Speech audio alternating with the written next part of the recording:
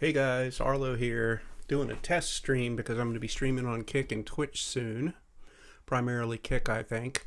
I wanted to make sure that my setup was running well. I'm going to close some windows, then I'm going to transition the scene to test out my OBS setup. Then it's going to be off to the races. Today we'll be playing some Diablo IV, a game that I'm pretty much in love with, even though I've reached level 80 and it's turning into kind of a grind where I'm doing a whole bunch of nightmare dungeons, but that's cool. It is a fun game, and even though it's a little repetitive to run a bunch of dungeons, it's also really kind of fun, so that's the whole point, right? So I'm going to launch this sucker and kick it over. See how my transition button works. Do some volume testing while we're at it. We'll just run one dungeon for now. I've been hearing a lot of people talking about that grinding thing too. How it's such a grind from like level 60 or 70 to 100. And I think Blizzard did that on purpose because they want us to play the seasons when they come out this month, when Season 1 launches. And I think the idea is the Eternal server, which is the one we're playing on now, and our characters will always be there. Our season characters are also going to be transferred to that server, so we can always play those when the season's over, you know? And I think the idea was, the rest of it's such a grind from 60 to 100, because between seasons we'd go back and play our characters again, either our seasonal characters or the ones we've just rolled. So, I haven't heard people really talking about that, and I think there was a method to their madness, and I want to kind of give them credit for it, because I don't think they really meant for people outside of streamers, like me now, welcome to the streaming group, to burst through to 100 in a week. You know, the game's just not designed for that. It's designed for seasonal play, and they want to make the ongoing money from the battle pass and whatnot. From that perspective, it makes a lot of business sense. This is Brug, my level 80 barbarian. I'm a little disappointed they didn't drop a shield class like a Templar or something like that, like they have in previous versions, but that might come when they release a new character in an expansion or something, like they did with the Rise of the Necromancer. Also the title of one of my books, and I didn't even realize it. For those of you who don't know me, I'm a fiction writer. That's how I make my daily money. That's my job, is I write LitRPG, which is basically fantasy that takes place in a game world. I also write thrillers as Alex Parman and have a few books coming out this month. So this is my guy right now. I pretty much got the aspects that I want on his gear, but I don't have the best rolls so far. Some of them are rolled pretty well, but like fury cost reduction is important, and I like movement speed for sure, but I'll work on those. And I just switched to a dual wield whirlwind configuration, and I'll show you why they call it whirlwind if you're not sure in just a moment here, but let's just kick it off. Get to the fun, man.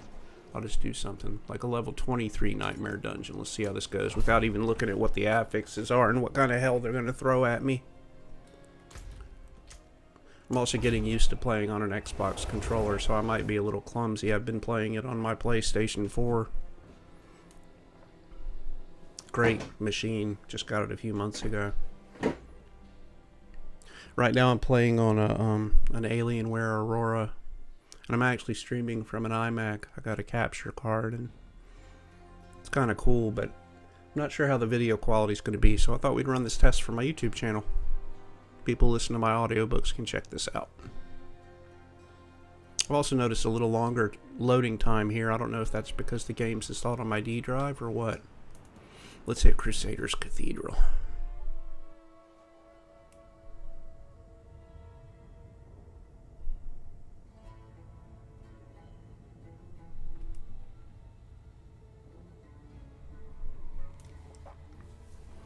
I think I'm kind of addicted to this game. I'm not going to do any potions or anything. They last for 30 minutes, and I don't expect that the dungeon will. Collect the pristine key from the small coffer. And that's why it's called Whirlwind.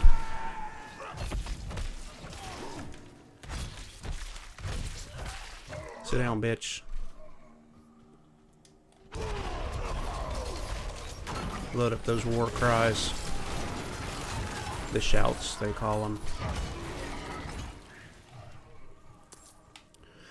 They need to give us a gem tab. They're saying they're going to wait till Season 2. That makes no sense to me whatsoever. All those gems you collect start taking up so much inventory space in your stash. It's ridiculous. Because they just drop like wild. Gotta stay behind those guys so they don't whack you one. Because it hurts. Doesn't hurt like it used to before I had armor though. Yeah, you got crushed. I'm not going to be able to open that door until I get the key. I've done this one before.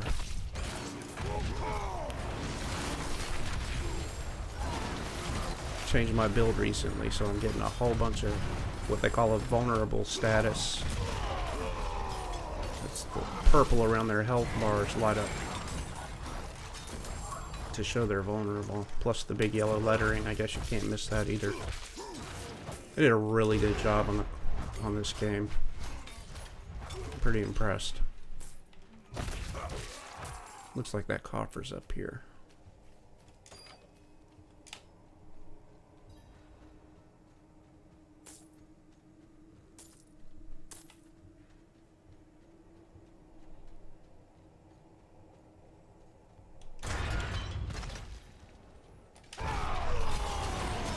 They're also going to be increasing the crowd density. I hope they're not going to turn it into something like the... Well, maybe it wouldn't be so bad, but they had greater rifts in Diablo 3. They were kind of fun if you're running around with friends, crushing just hordes of monsters. Jeez, dude, why aren't you dead yet? That's what I mean about staying behind them. Turn them in circles. Beat those bitches back.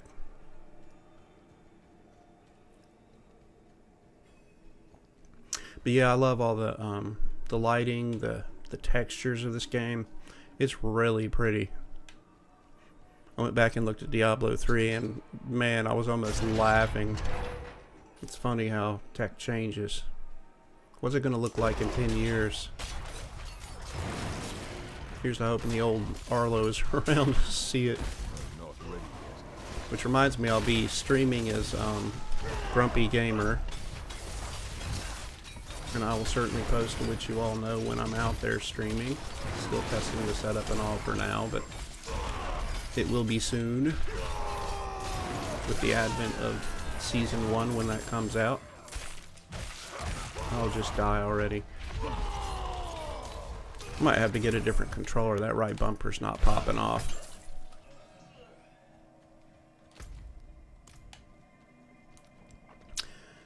Kind of wish they'd given us an overlay map like they have in every other game, but Blizzard wanted us to be more immersed. Sword reach rank 10, lucky hit up to a 10% chance, blah blah blah. We'll see what that means in a minute. Cool thing about Barbarian is you have these weapon skills. So the weapon you're using, there are natural bonuses with that. Then on top of it, you can assign a bonus from another weapon, and I'll show you what I mean. Called expertise.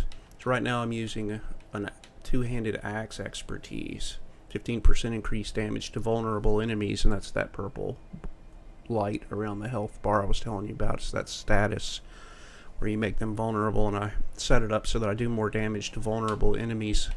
And right now I'm wielding a one-handed sword and a one-handed mace for my whirlwind. I've actually assigned the ability to those dual-wield weapons, so that I'm getting this one-handed sword expertise, which is the lucky chance to gain 5 fury when hitting crowd controlled, and then the one-handed mace expertise, increased damage to stunned enemies.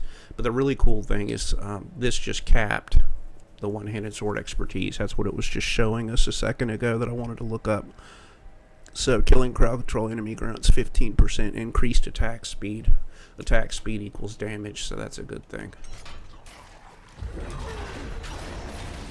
Yeah, popping off. When they flash yellow like that, for those of you who don't know, that's a critical. When they get big, the numbers, I mean.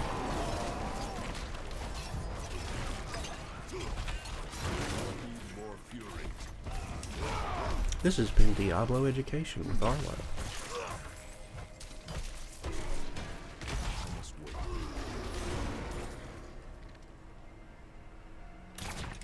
Alright, what do we need? Slay the blasphemous. We can do that. Yeah, just follow me. Gather them up.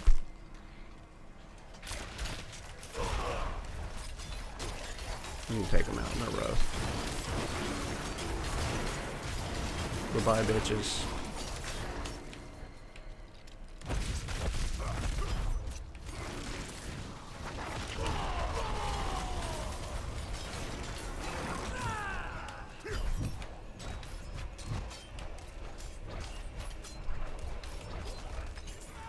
I'm gonna need a bigger monitor.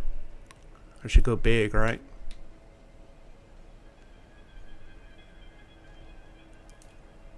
Alright, where the heck am I going?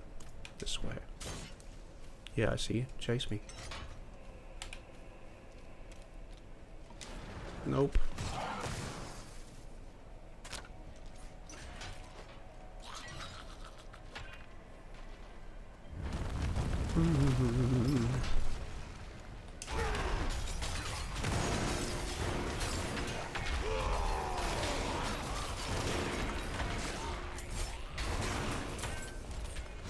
I have a two-handed sword I was doing whirlwind with. It did a lot of damage, but I think this is actually better.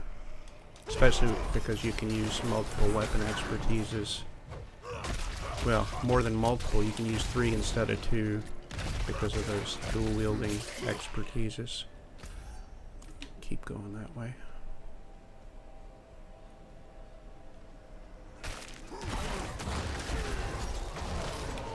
I hate those little waterfall looking things. They'll freeze you or slow you. You have to fight kind of outside their grasp.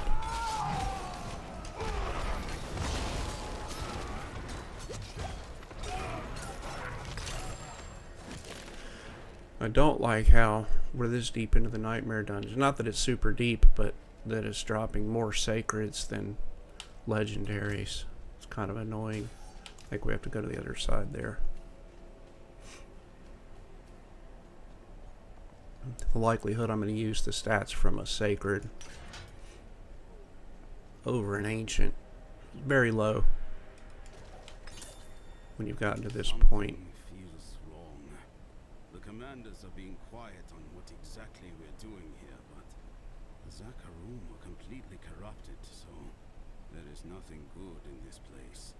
The church should have raised this unholy den long ago. May the light preserve us. Stay out of that stuff. That'll fear you and have you running across the board.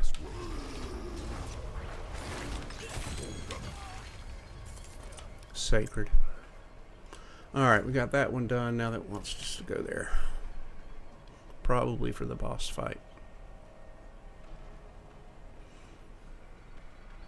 I've been running with 3 of my friends at night, and it's more fun when you're grouping. The XP is better too, multiplicative. Alright, Tomb Lord. Those little spinny things injure and blind you, keep you from attacking. It has some annoying mechanics, this game. All the freezing and blinding, and it gets worse the higher you go, as you'd expect.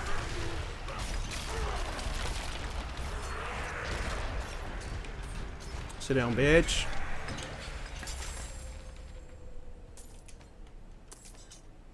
Alright, give me the bubble.